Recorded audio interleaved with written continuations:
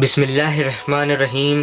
جب اللہ کے نبی داؤد علیہ السلام کے وارث سلیمان نبی ہوئے تو وہ اللہ کے دربار میں دعا مانگنے لگے کہ اللہ مجھے وہ مرتبہ عطا فرما جو مجھ سے پہلے نہ ہی کسی کو ملا ہو اور نہ ہی میرے بعد کسی کو ملے۔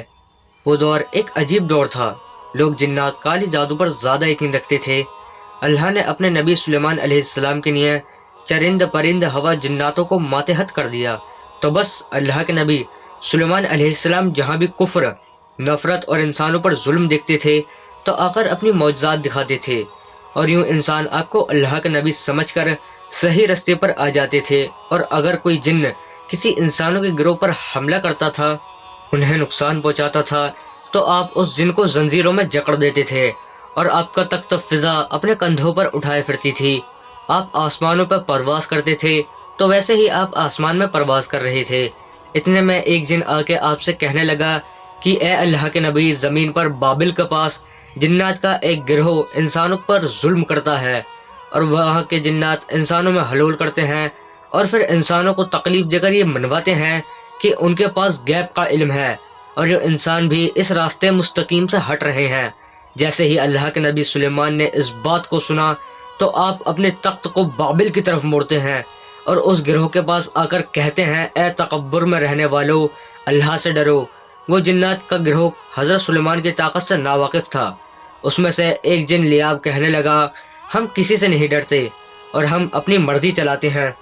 اور اس کے قبال کے کچھ جن حضرت سلیمان علیہ السلام کے تخت کے چاروں طرف آ جاتے ہیں اور کہتے ہیں، اگر تو واقعی سچا ہے تو ہمیں قید کر کے دکھا۔ تو بس اللہ کے نبی سلیمان علیہ السلام جیسی اپنی عصا ان جناتوں کی طرف کرتے ہیں تو ہوا اور مٹی کا ایک عجیب طوفان اٹھتا ہے اور زمین کو چیر کر لوہا نکلتا ہے اور زنجیروں میں تبدیل ہو جاتا ہے، اور وہ زنجیریں ہر جن کی گردنوں میں پڑتی ہیں وہ تمام کے تمام جن سمیدوش ہو جاتے ہیں، اور اللہ کے نبی سلیمان کے قدموں میں گر کے کہتے ہیں کہ آپ کون ہیں؟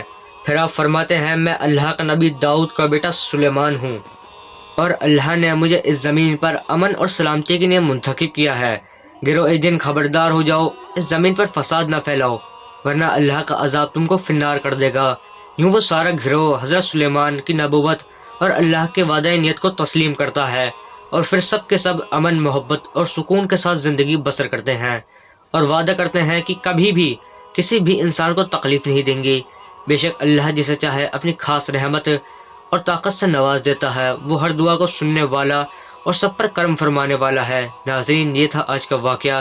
آپ کو ایسی ہی معلومات کی ویڈیو دیکھنی ہے تو ہمارے چینل کو سبسکرائب کیجیے اور اپنے دوستوں کے ساتھ بھی ضرور شیئر کیجیے تاکہ وہ بھی ایسی معلومات سے واقف ہوں۔ ملتے ہیں اور کسی نئی واقعات کی ویڈیو میں۔ السلام علیکم۔